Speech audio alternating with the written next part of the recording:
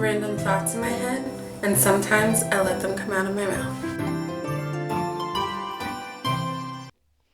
Hi guys, welcome back to Random Thoughts. This is Dee Marie, and my guest today is Ashley. So I had a random thought the other day. I was talking to Angel. Move your mic towards you. It's not facing you. There you go. So I was talking to Angel about falling in love, and not just like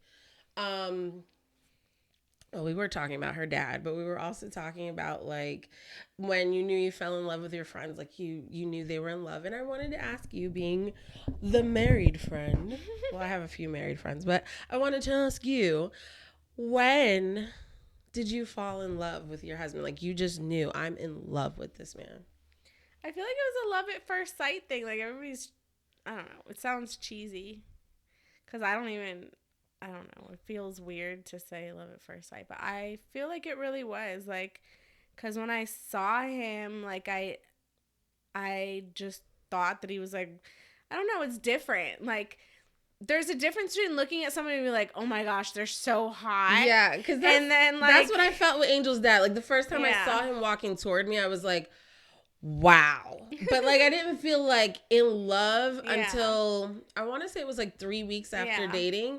I had to go to the hospital because I had like this, I don't know what it was exactly, but it was like this pustule on my elbow. It was really, really bad. Mm-hmm. And I was having him drain it every night. It was the weirdest thing. He's like, you need to go to the hospital. I was like, I don't want to go to the hospital. Like, it was a year after my car accident. I just did not want to go to the hospital. Mm-hmm. But like he convinced me to go to the hospital. I went and they kept me because I didn't have insurance and I needed this medication. And they're like, if you stay here, you can get the medication and it'll be fine. But I was there for 3 weeks. Yeah. And he never missed a day. He was there every day. And I remember the first day of the second week, I just started crying because I was like, I love you. Yeah. I am so in love with you. And that's when I realized I love him. Like, I really love him. You don't have any moment like that? Like, you just knew? Well, yeah. Like, when I first saw him, like, obviously I thought he was hot the first time I saw him. But, like, I don't know. It sounds cliche, but, like, when I saw him, it just felt different. Like, because obviously I had been attracted to other people before. I've been like, oh, my gosh, they're hot to, like, other people before. But it was just something that was different about him. Like, it was just something seemed off. Mm-hmm. And then, like I don't know if I've told the story on this channel before about, like, how we actually met. But basically, like, I was going through a lot of stuff in my life. And I was kind of, like, just ready to pull the plug and, like, just end it all because my dad had just died and I had a lot of stuff going on. And so I saw this foam party thing that was coming up as, like, just a way for me to, like, basically say goodbye to everybody that I knew. So I had, like, invited a lot of people to go to it that were in different friend groups. Like, some people that I went to school with, some people that I just knew from, like, other friends. Like, basically everybody that I knew that I considered my friend, that I cared about, I invited them to go to this thing that I had got a flyer for. And so, like, I had been, like, walking around talking to different people, and then I saw my friends who I had ridden there with all, like, in a circle talking about this guy. And I was like, what's going on? What are you guys doing? And they're like, oh, look at him over there. He probably thinks he's, like, too good for everybody because he's just standing in the back, like, not dancing, just seems like he's too good to be here or something. I'm like, you guys are dumb. Just go talk to him. Like, what's the worst that could happen? And they're like, well, you go talk to him then. And I was like, okay. And I didn't exactly talk to him. I basically just, like, danced all over him. And then when the song was over, like, I kind of, like, just walked away because I kind of thought the same thing that they thought. Like, he, like, just seems like he's too uppity or, like, too good to be here. And so I was like, he obviously, like, I'm not good enough to talk to this person. So I just, like, walked away. And, like, as I was walking away, like, I felt him pull me back. Oh, snap. And I turned around and I was all like, yes. And he was like, I couldn't really hear because it was loud. And he was like, where are you going? And I was like, and so, like, we walked over to, like, where the entrance was of the place where it was, like, not as loud. And he was like, so can I get your number? And I specifically remember, like, getting a pencil from somewhere and, like, writing on the back of, like, some advertisement or flyer that was, like, on this table by the front door, like, my phone number. And then once I gave him my phone number, I, like, tried to take off again.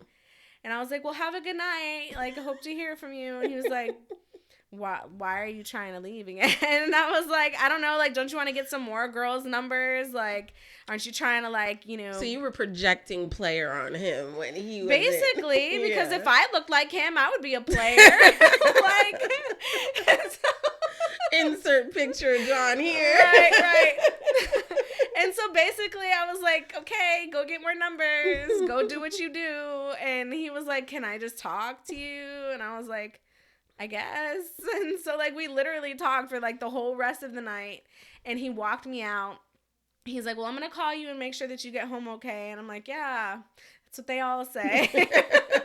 And I actually was not living at home at the time because I was bad. And I was only 16, 17. I was young. But I wasn't living at my house. I was living with one of my friends. And her mom actually, like, was awake when we got home. And she was like, there's this guy on the phone. He called, like, just before you got home, and he said he wanted to wait on the phone until you got home. Wow. I was like, what? And so I picked up the phone, and he was like, okay, just wanted to make sure you got in all right. And he was like, I'll talk to you tomorrow. And I was like, okay. And he's like, so, like, when can we, like, meet up again? And I was like, I don't know, whenever. And he was like, well, are you busy tonight? Like, later on to, like, you know, because it was late. It was after midnight. And I was like, no, I'm not busy. And he's like, cool, I'm going to pick you up. I'm like, okay. And so, like, we literally went out again that night. And, like, I really do feel like we were with each other, like, every single day. But on that first date that we went on, like, that night, we went to this, like, arcade called GameWorks, which was on the Strip. And we did, like, the little photo booth pictures. I feel like that was a thing back in, like, the early 2000s. Of course. The little photo booth, sticker booth things. And then, like, because of where I was still at in my life, like, I just was an open book. Like, I just felt like I didn't really have anything to lose. So I told him, like, that night, my whole life story. Like, I just literally didn't let him talk at all. And just told him everything about myself. And, like, I feel like most people hearing my life story, they would think one of two things. They would either think of, like, oh my gosh, this girl is way too much. Like, I did not sign up for this. Like, have a good night. Talk to you never. Or they would be like, oh, she's super, like, easy to take advantage of because she's a hot mess and she has a lot of issues. So I can totally use this to my advantage and, like, just get whatever I want, right? But he literally, like, did the exact opposite of any of that. And he was like, okay, so what you need to do is stop living at your friend's house. You need to move back in with your mom. You need to start reading the Bible. You need to stop doing this. You need to stop doing that. You need to get your life together. And I was like, a part of me was like, I'm sorry, but who are you to tell me what I need to do? Like, I don't know you. Like, don't tell me what to do because I have authority issues.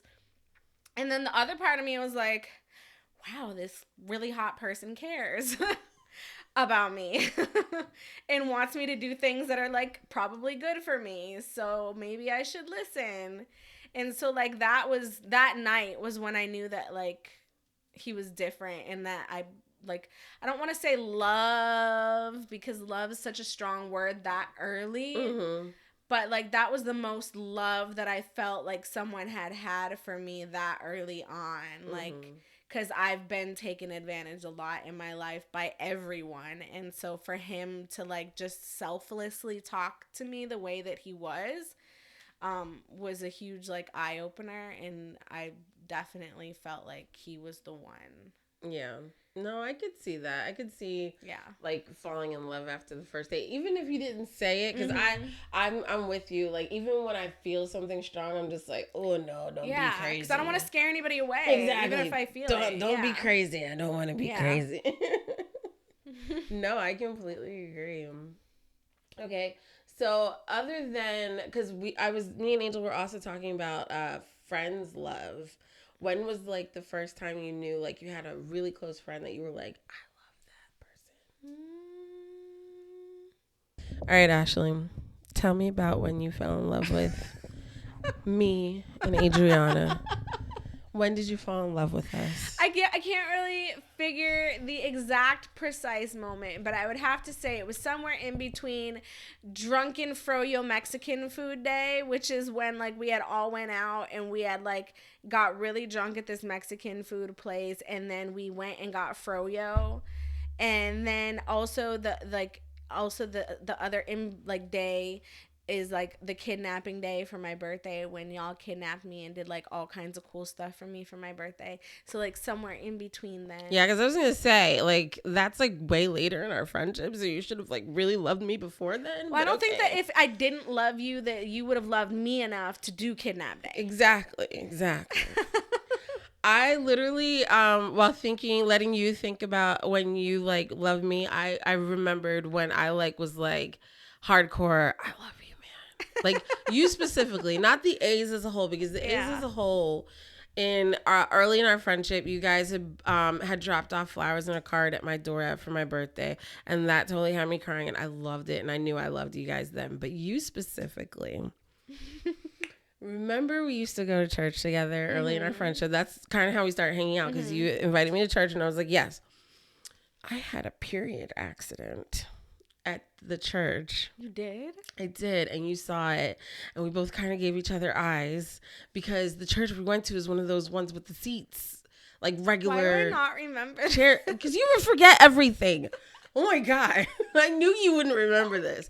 So I had a period accident. I was totally embarrassed because I was wearing tan, and I was like so embarrassed, and you just went, hold on. And you reached in your bag and you pulled out a little wet wipe and you handed it to me, and we cleaned up the chair, and you were like, just take your sweater off and tie it around your waist. You'll be fine. And I'm like, okay. And I tied it around my waist, and you stood behind me as we walked out of the church just to make me feel comfortable. And I was like, I love you so much, because that was so embarrassing to me. And just that you were there to help protect me and get me out of there and make me feel good. It just made me feel so good. It was like, oh, what does that say to you, that as traumatic as that was for you in that moment, that I'm like, huh? I don't remember. I only forgive you because you forget everything. Yeah. If you didn't forget everything, I think I'd be a little more offended, but it was a very, very, very long time ago. It was like early in our friendship, because we were going to church, and it's like, how long we've been friends now? Like, oh my God, it feels like forever. At least 12. Yeah, I feel like it's been 11. forever. I don't know. Watch, we'll be like 20 years, and then we'll look at the actual date we've been friends, and it's like 5. It's been longer than that. All I know is it was early in me moving here. I didn't have a lot of friends. Like, going to church was a big deal for me in the first place. And then to be in such a public place and have an incident happen and being like freaking out because I didn't have a wet one. Where am I getting a wet one from? I'm going to run to the bathroom and go get a napkin and come back. Like, just, it was just that's just me being resourceful. Like, I know. And this was like, she's got a mommy bag. I need to get a mommy bag. How do I not have a mommy bag? Like, I just didn't have the things that I needed, and you just like, I got you, girl. It's okay. We're good to go. Let's get out of here and get you home. And I was just like, she's got my back. Thank you so much. Oh my God, I love you. Well, you made it easy to have you love me then, because I don't even think that's that big of a deal. Well, it was a big deal to me. It really was. Even just you inviting me to church was a big deal for me, because I just was at the time in my life where I was very closed off to people. Mm-hmm. And I had told myself, like, if she invites me somewhere, you're going to say yes, because you need friends. And like, she seems like a good person. And you had already rejected me once. Yes, like I was just rejecting you all the time. So it's like, stop rejecting her and embrace her love. But you didn't know that you had already rejected me. I know. At the time, I did not realize I had already rejected you. But in all fairness, I feel like I do that to a lot of people. Like, people invite me places and I go, and I come up with some lame excuses to why I can't go.